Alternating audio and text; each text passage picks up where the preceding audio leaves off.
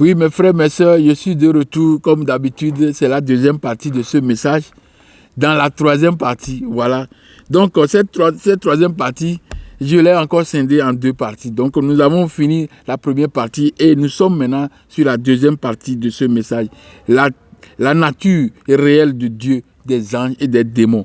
Donc, à présent, nous allons maintenant aborder la troisième partie de ce message. Après avoir posé la nature réelle de Dieu, l'incréé, l'invisible, le visible, le Dieu, l'énergie, la grande lumière dont la nature a besoin pour son existence et pour sa subsistance. Ce message se déroulera autour de deux axes. Le premier axe, c'est historique du Dieu Yahvé, et le deuxième axe, c'est le mécanisme par lequel les anges et les démons ont apparu ou bien sont nés. Donc, dans cette première partie, oui, c'est-à-dire dans le premier axe qui est historique de Dieu Yahvé, nous allons faire un petit A qui est Dieu Yahvé. Petit B, d'où venait-il? Petit C, sa similarité avec les autres divinités de la région. Et petit D, appartient-il au panthéon de la région? Fait-il partie réellement des différents panthéons de cette région? Et le petit E, Dieu imposé est un Dieu inventé, un nouveau Dieu, un égrégore qui ne dit pas son nom. Donc, le deuxième axe va contenir quoi? Le mécanisme. C'est le mécanisme par lequel les histoires des anges, des démons sont nés ou bien sont apparus. Donc, nous allons faire quoi dans ce message, dans cette partie 2? Nous allons faire petit A, la diabolisation, le pourquoi ils ont fait ça, la diabolisation. Et nous allons faire petit B, image subliminale, comment ils ont créé des images pour après avoir baptisé les anges, après avoir baptisé plutôt les dieux qui existaient en anges et démons. Comment ils ont, quelles sont les images qu'ils ont fait? Ils ont fait deux images, l'image noire et l'image blanche, image furieux, frustrée, et image peureuse, et image intrigante, et image de gloire, de joie. C'est comme ça ils ont créé deux types d'images subliminales. Donc, le petit C, nous allons faire la substitution. Et dans cette substitution, nous ferons petit A, la reconversion des dieux. Et nous allons faire la petite C1, reconversion des dieux. Et C2, reconversion des lieux. Donc cette partie a encore une partie très dense. Je crois que nous allons faire une partie et nous allons continuer le message la semaine passée encore pour faire la quatrième et dernière partie de ce message. Donc c'est très important. Nous allons faire l'historique de Dieu Yahvé. C'est très important. Je l'ai déjà fait dans beaucoup de mes études, mais je compte le reprendre encore ici parce que c'est très important. Les gens doivent avoir une idée sur qui est réellement Yahvé. Yahvé est le Dieu des Édomites. Quand on dit Édomite, même les religieux ne comprennent rien. Qui est Édomite? Ils ne savent pas. Alors que pourtant, c'est écrit dans la Bible. Donc Yahvé est le Dieu des Édomites, le Dieu des Japhétis, et plus précisément encore le Dieu des Lekodem, d'après la race, le peuple qui a embrassé ce Dieu. Donc, pour ce message qui est Dieu, nous allons lire comme il est prévu, nous allons lire certains versets bibliques, c'est très important. Nous devons lire ça parce que qui est Dieu? Yahvé, qui est Dieu? Qui est Yahvé? Yahvé dit, d'après la Bible, dit qu'il est le Dieu d'Israël. Il est le Dieu d'Israël. Alors que quand nous faisons l'étude, nous avons remarqué qu'il n'est pas le Dieu d'Israël. Donc quand on dit ça, les gens sont paniqués, les gens sont furieux. L'Écriture dit qu'il n'est pas Dieu d'Israël. Qu'est-ce qu'on va faire? On va faire ce que vous pensez ou bien on va faire ce que l'Écriture a écrit et a dit. Parce que c'est vous-même qui avez écrit. Et nous faisons que analyser les Écritures. Donc, il dit que le Dieu, je vais lire, je crois que je dois lire un message, un passage biblique. Oui, je dois lire un passage biblique pour montrer ça. Je dois lire un passage biblique que je ne sais pas où j'ai laissé. Hein. Bon, nous savons que Dieu, je suis l'Éternel. Éternel, il n'y a plus un autre Dieu après moi. Il n'y a plus un autre Dieu avant. J'étais saint avant que tu me connaisses. Donc, il parle d'Israël. Après moi, il n'y a pas de Dieu. Et j'étais saint, c'est-à-dire, j'étais conçu. Hein. Toi, Israël. Alors, vous voyez. Donc, nous savons dans toute la Bible que Dieu il avait dit qu'il est le Dieu d'Israël. Alors que maintenant, nous avons découvert que Dieu n'est pas Dieu d'Israël. Oui, il n'est pas le Dieu d'Israël. Parce que Israël, c'est Israël. Israël veut dire que Aïe, fils de Ra, ou bien Isis, ou bien Ra, fils de El. Vous comprenez? Donc, dans les deux noms, comme ça, nous voyons que nous avons El, Dieu, nous avons El, Ra. Donc, ça fait c'est le Dieu Ra. Et le Dieu Ra est le Dieu de quelle nation? De quel peuple? C'est le peuple noir. Donc, automatiquement, si on parle d'Israël, Israël est plutôt lié aux Couchistes. Donc, ce passage, nous pouvons le trouver dans Symphonie. Oui, je vais lire ça rapidement. Ce passage, nous allons le trouver ça dans Symphonie. Donc, je vais vous lire Symphonie 1. Oui, je peux lire Symphonie 1, verset 1. Je vais lire Symphonie 3, verset 10. C'est très important. Symphonie 1, verset 1, Symphonie 3, verset 10. Donc, je lis Symphonie 1, verset 1.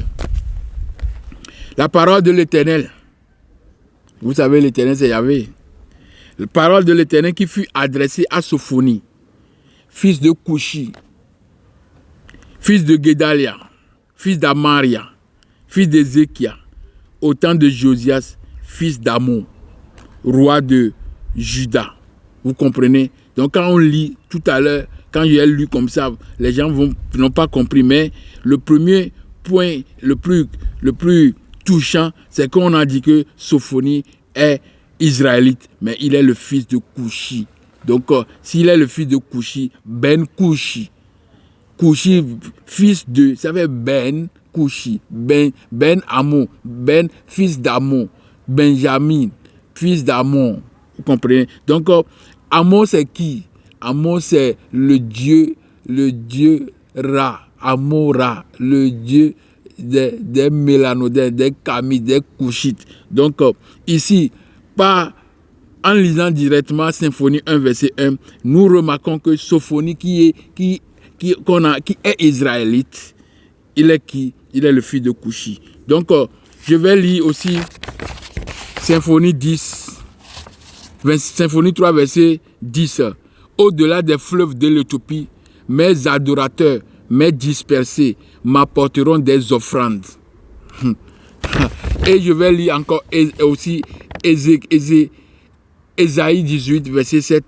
En ce temps-là, des offrandes seront apportées à l'Éternel des armées. Éternel, que ici, c'est la lumière, c'est pas Yahvé. Donc, Éternel, par le peuple fort, vigoureux, par le peuple redoutable, depuis qu'il existe, nation puissante, et qui écrase tout, et dont le pays, la terre, est coupée par des fleuves, elles seront apportées là où réside le nom de l'Éternel des armées sur la montagne de Sion. Donc, nous remarquons ici que en ce temps-là, on nous a d'abord dit qu'au-delà des fleuves de l'Éthiopie, mes adorateurs vont m'apporter quoi? Mais les dispersés vont m'apporter des offrandes. Et maintenant, en ce temps-là, des offrandes, ces offrandes-là seront apportées à Dieu, à Mora, parce que éternel, c'est Yahou, c'est Yahou, c'est Yahuda, c'est Yehou, c'est Iéo, Iouda, Iou, Ia. Donc, en ce temps-là, des offrandes seront apportées à l'Éternel des armées par le peuple fort et vigoureux, par le peuple redoutable depuis qu'il existe, nation puissante qui écrase et qui écrase tout, et dont le pays, la terre, est coupée par des fleuves. Où est-ce que la terre est coupée par des fleuves? La terre est coupée par des fleuves seulement qu'en Afrique, et surtout dans les grands lacs. C'est là-bas que vous allez voir les fleuves ont traversé, ont coupé la terre dans n'importe quelle dimension, n'importe quel côté, la terre a coupé les eaux. Donc, on dit que ces offrandes seront apportées là où réside qui? Le nom de l'Éternel, Amon-Ra. C'est le dieu des Kamites, le dieu des Couchites. C'est là-bas où se trouve l'Éternel des armées, sur la montagne de Sion. Donc la montagne de Sion se trouve là,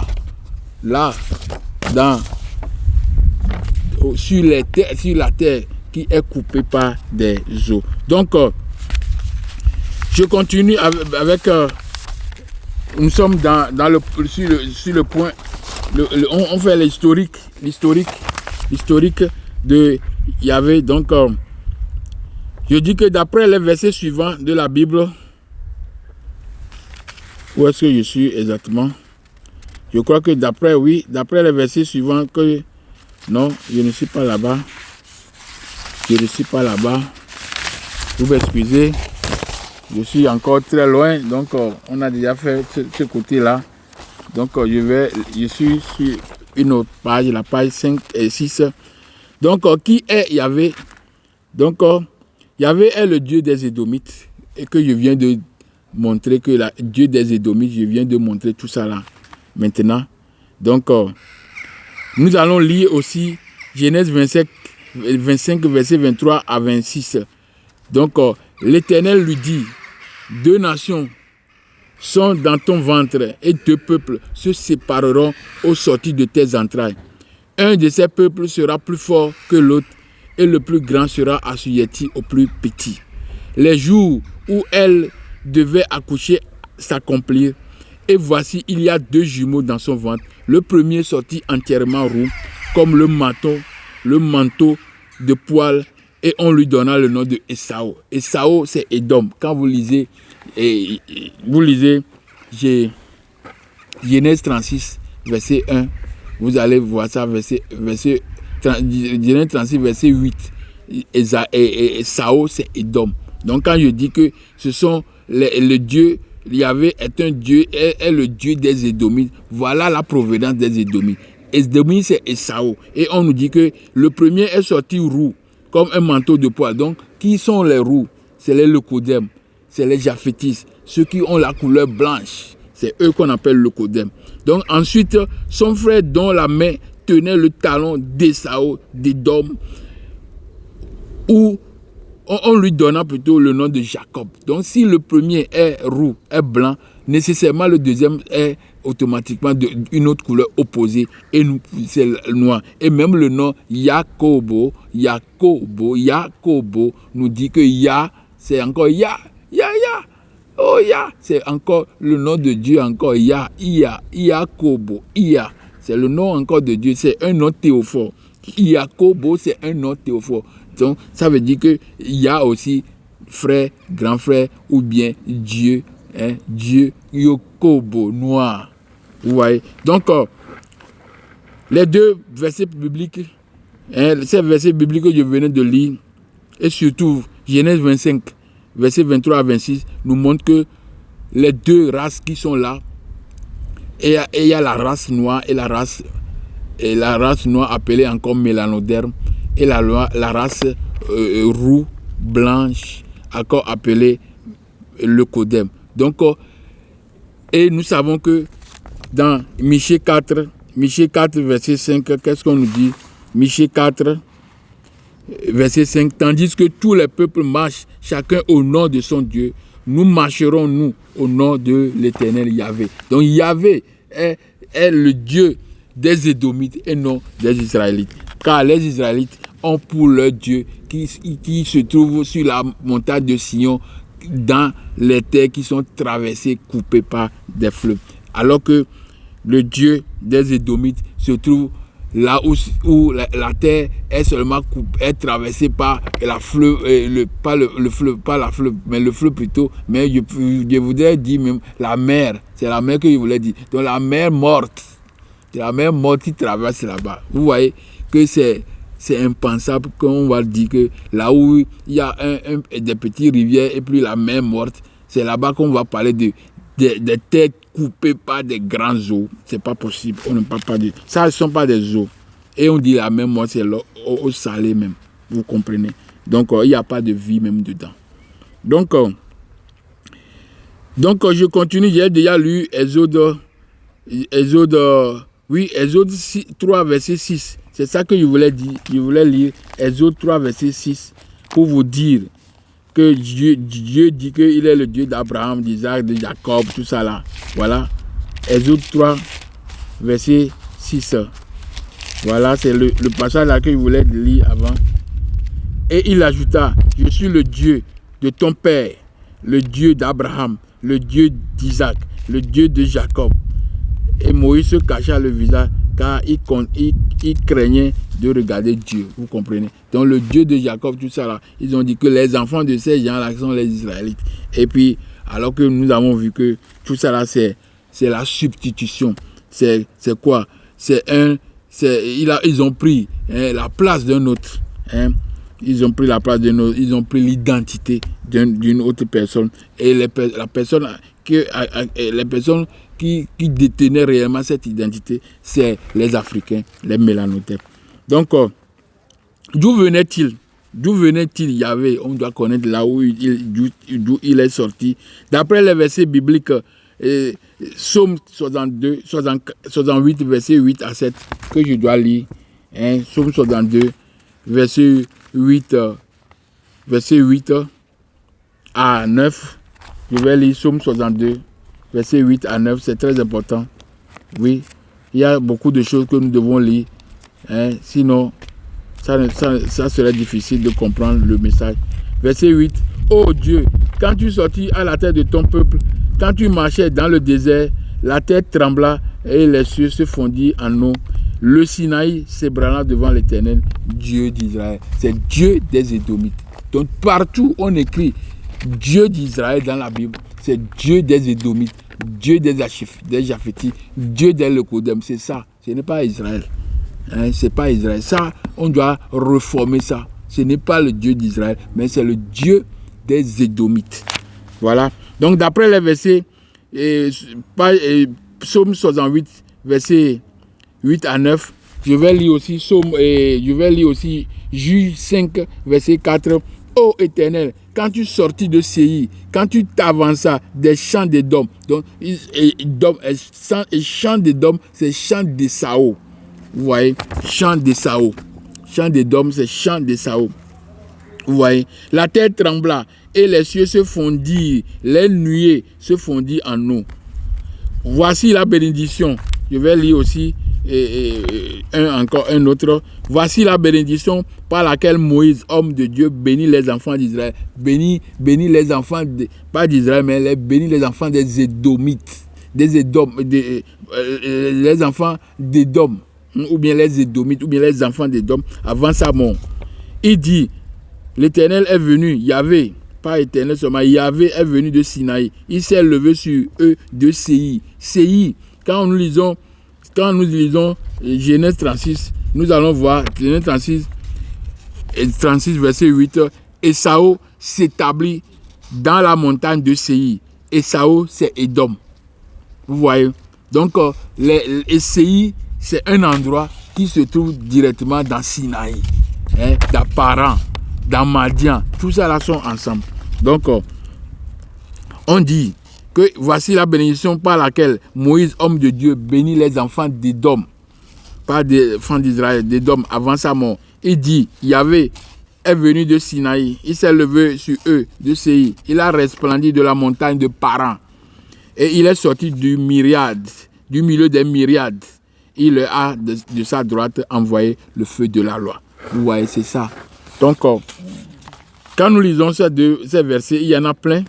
Quand nous lisons aussi Genèse 36, versets 9 à 11, nous allons voir que dans Habakkuk, on nous dit que Dieu vient de Théman. Théman est le petit-fils d'Ésaü.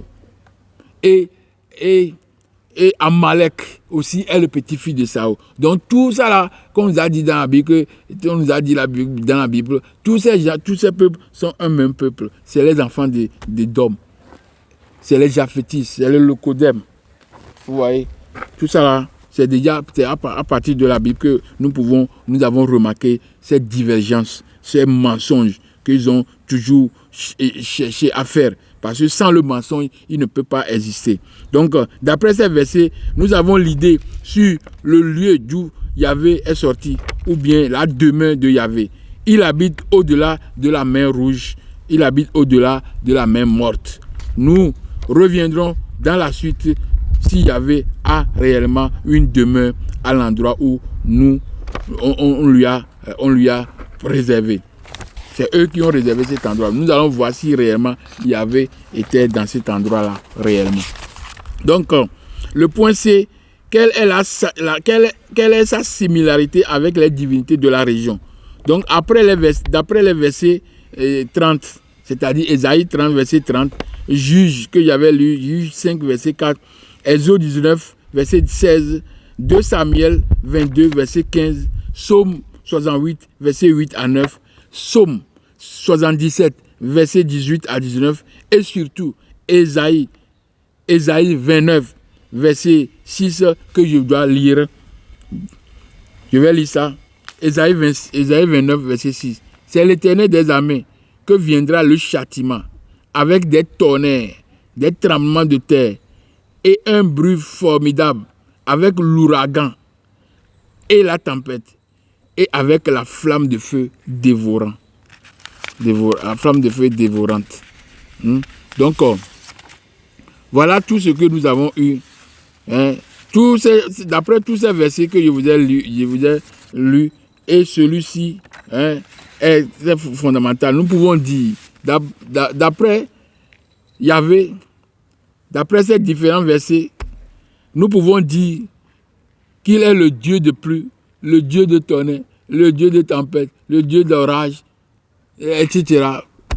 Vous voyez, pluie, tempête, flamme, tout ça là. Mais ce qui est le cas qui nous incombe ici, c'est sa similarité avec les dieux de la région. Donc, dans la région, nous avons les dieux d'orage, le dieu de pluie et le dieu de pluie. Dans cette région, nous pouvons dire qu'il y a Hadad, il y a Baal. Parce que la plupart de la région, là-bas, le dieu d'orage, c'est Baal. Baal, c'est le dieu de guerre. Aussi, c'est eux qui ont l'arc. C'est pourquoi dans la Bible, et dans Genèse 9, nous avons l'arc. Genèse 9, 11, nous avons l'arc.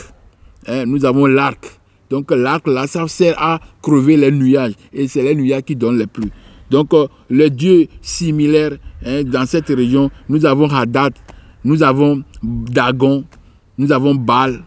Et puis nous avons Seth, dieu égyptien pharaonique. Il est aussi le dieu du désert.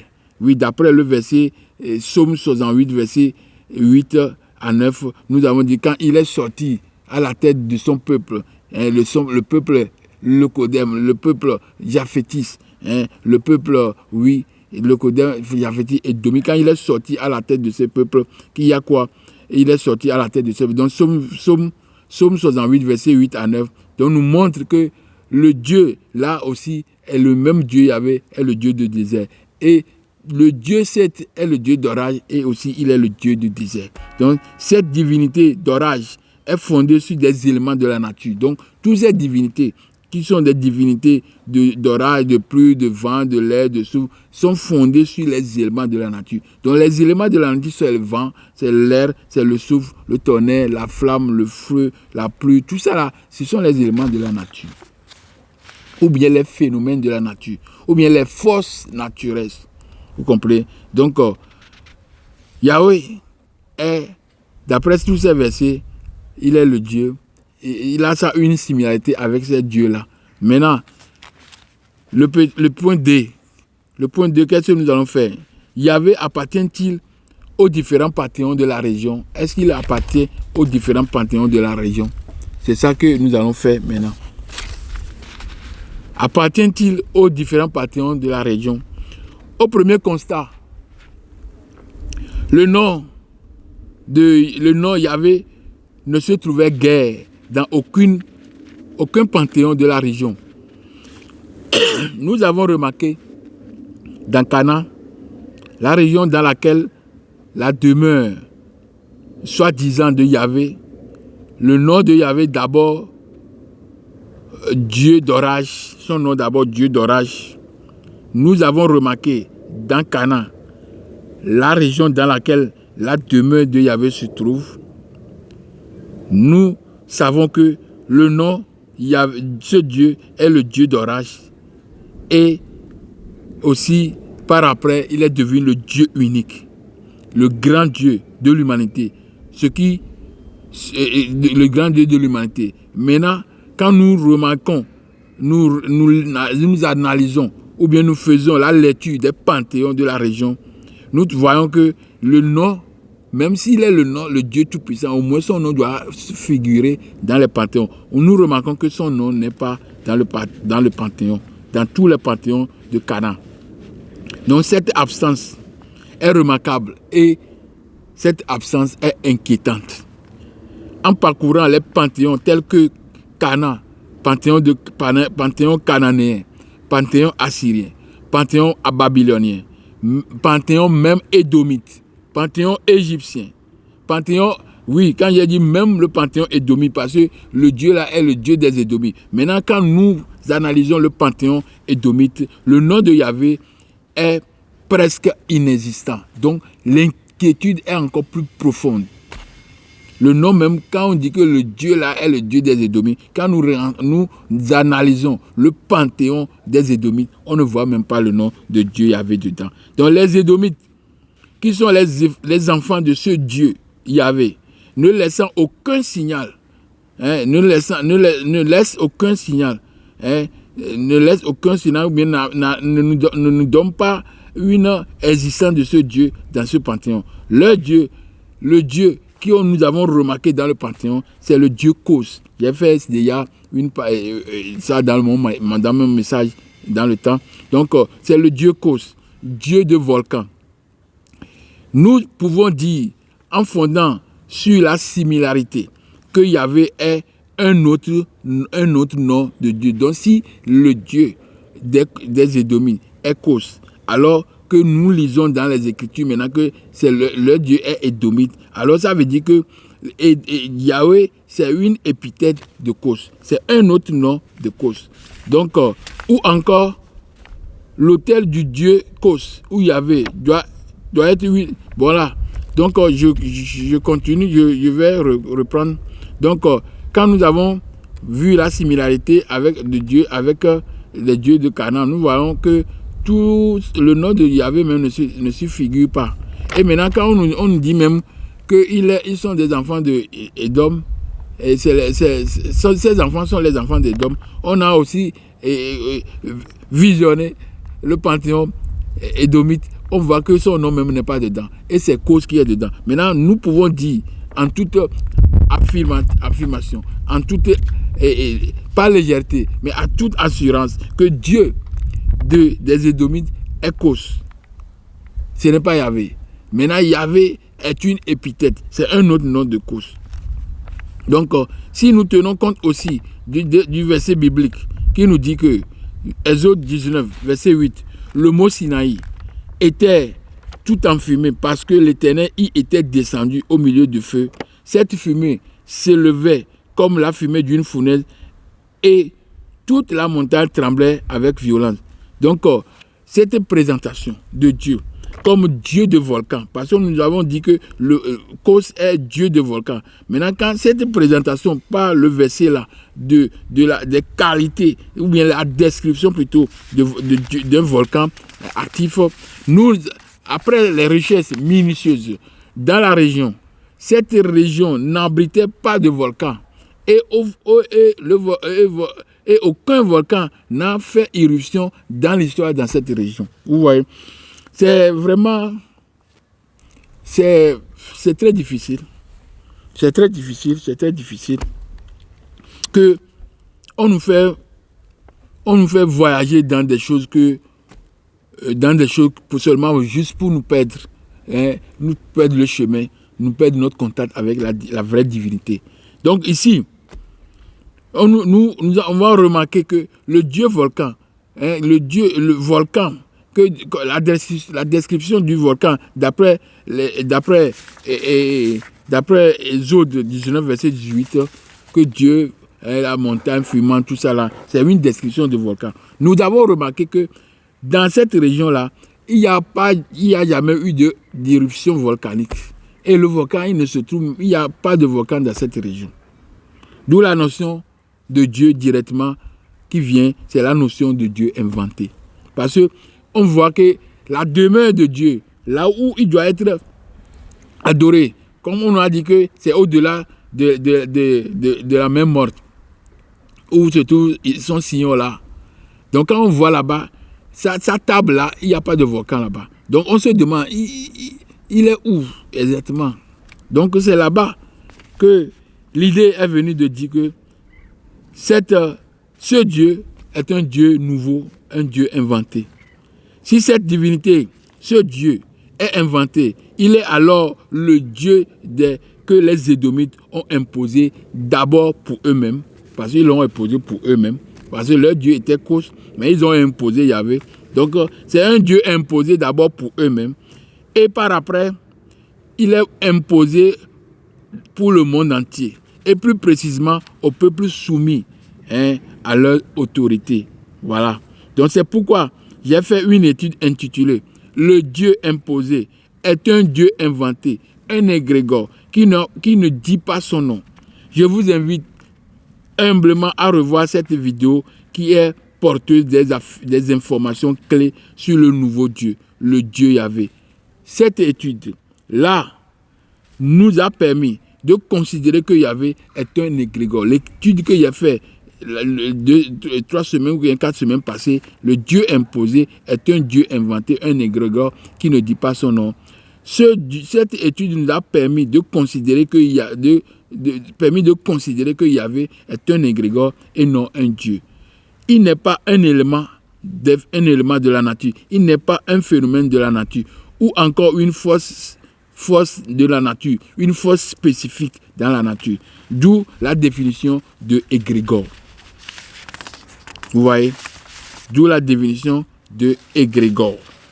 Donc, égrégore est une entité énergétique, une forme pensée créée par l'homme ou par un groupe d'hommes, consciemment ou inconsciemment, à travers les rituels ou des croyances communes. Son existence dépend des énergies, d'abord de ses créateurs et ensuite des adhérents, des fidèles. Il est né, vit, il vit et peut mourir, il peut se dissoudre si on ne l'alimente plus par les émotions et par la pensée. Donc, un égrégore, ce n'est pas un Dieu. Ce n'est pas un Dieu parce qu'il y a une différence réelle entre Dieu et égrégore. Le Dieu est assimilé ou bien associé aux éléments de la nature, alors que le Dieu, alors que l'égrégore plutôt est associé quoi? Est associé plutôt à une pensée nébuleuse, à une pensée énergétique qui est formée et nourrie par les hommes. Vous voyez? Donc c'est pourquoi j'ai fait en même temps quelle est la différence fondamentale entre un égrégore et un Dieu. Donc je vous invite à aller regarder cette vidéo car c'est une vidéo qui est aussi riche en éléments et je veux que vous regardiez de nouveau cette vidéo. Donc maintenant, je suis vraiment à la fin de cette partie. Je sais que je ne peux pas finir ce message. Donc c'est pourquoi je vous invite encore de nouveau à la 3e partie. C'est-à-dire la semaine prochaine, le dimanche à partir de 19h. Vous aurez encore une autre séquence de vidéos, c'est-à-dire la partie 4 de cette vidéo qui est l'élément que nous attendons tous. C'est-à-dire le mécanisme par lequel les histoires des anges et démons sont nés ou bien sont apparus. Donc, dans cette partie, nous allons faire la diabolisation, c'est-à-dire pourquoi ça. Donc, c'est la diabolisation. Nous allons faire la deuxième, petit B, nous allons faire les images subliminales, c'est-à-dire la création des images pour pouvoir asseoir leur hégémonie, pour pouvoir asseoir leurs idées, les idées, parce que les idées sont toujours abstraites, mais il faut les concrétiser par des images. Donc, ils ont fait des images subliminales, c'est-à-dire, ils ont créé des démons noirs et puis ils ont créé l'ange blanc. Ouais. Donc, et ils ont créé des statuettes intrigantes pour faire peur à l'humanité. Voilà. Donc, le point C, nous allons faire la substitution. C'est la reconversion des dieux et la reconversion des lieux. Donc, cette partie est aussi très importante parce que nous serons en contact avec les divinités. Les divinités qu'on a d'abord transgressées, les divinités qu'on a d'abord effacées, les divinités qu'on a d'abord repeintes. On va voir cette divinité. Je vais vous donner l'exemple d'Isis. Isis qui est la mère de l'humanité. Isis qui est la divinité principale de l'Égypte antique. Isis qui est devenue Marie. Et on en fait des temples. Et les temples de la les églises, les temples, les cathédrales, tout ça là, on les a fait sur les temples d'Isis. Vous voyez. Donc Isis est une grande divinité. Divinité noire, elle a la couleur noire. Et si vous voyez en Europe entière, vous allez voir qu'il y a Marie noire. Vous voyez, ce n'est pas pour rien. C'est Isis qu'on est en train de montrer comme ça. Et on l'a peint, on a mis des couronnes, tout ça sur sa tête. Donc nous allons voir aussi Djéouti. Djéouti qui est le dieu des Égyptiens, il est devenu il est devenu l'ange Gabriel. Vous voyez l'ange Gabriel qui est le messager. Alors que dans les histoires des Égyptiens, le messager n'est pas un ange, mais c'est une divinité qui assure et joue son rôle de divin. Donc, nous avons des dieux que je vais vous citer, oui, beaucoup de dieux que je vais vous citer dans la quatrième partie. Je vais vous donner le nom des dieux. D'abord, on va connaître quoi d'abord? Que les dieux égyptiens sont passés d'abord aux Grecs et les Grecs ont passé leurs dieux aux Romains et après les Romains maintenant ont créé une nouvelle religion et cette nouvelle religion est basée sur l'ancienne religion. Leur ancienne religion, c'est le paganisme. Et le paganisme et le polythéisme, tout ça là confondu, c'est l'adoration de Dieu. C'est pourquoi il a dit le monothéisme, adoration de Dieu, et le monothéisme, adoration de la personnalité. Le monothéisme, culte de la personnalité, et le polythéisme, adoration du suprême, le caché dans toutes ces multiples formes. Donc, j'ai fait des études antérieures qui m'ont permis de faire ces vidéos aujourd'hui. Donc, mes frères et mes sœurs, je vous invite tout humblement de revoir mes vidéos. C'est très important. Ces vidéos sont des vidéos classiques, des vidéos d'expression vraiment profonde, des vidéos qui vont vous permettre d'aller à l'intérieur des messages, de décoder, d'aller regarder et sans pertinence, et vous allez comprendre tout. Donc je vous invite toujours, mes frères, à être présents je crois que le dimanche prochain, je vous invite à être présents.